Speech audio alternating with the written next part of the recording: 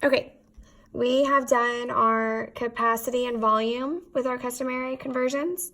Now we are going to work on our length.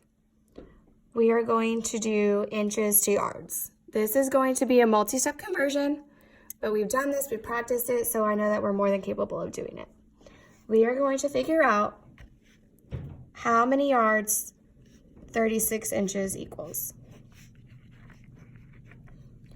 So first we have to set up our first table. We need to convert inches to feet because our chart doesn't just go from inches to yard. It goes inches to feet, then feet to yards. So we're going to plug in our numbers. So we have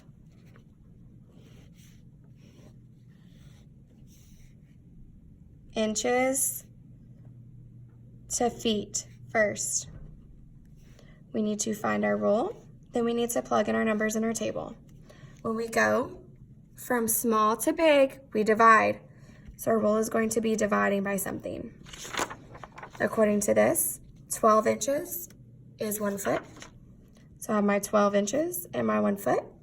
I know that when I divide a number by itself, I get 1. So in my head, I know my rule is divided by 12. All I do now is plug in my numbers. 36 goes in the inches. My output is going to be my feet divided by 12. 12, 24, 36. My output is 3. Again, this is 3 feet, not yards, so that means I'm not done. I have to make another table. So I'm going to make a table,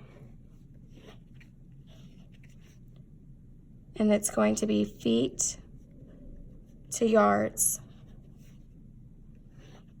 I have to figure out my rule and plug in my numbers. I'm going from small to big, so I divide. According to my reference chart, 3 feet equals 1 yard. How do I get from 3 to 1? Divide 3 by itself. And there we go. If I plug in 3 feet in my problem and I do it, guess what? I'm going to get the exact same thing because that information was already provided to me on the star reference chart, which is awesome. And you will actually see that sometimes, which is great. If not, I'm confident y'all know how to use our input-output table.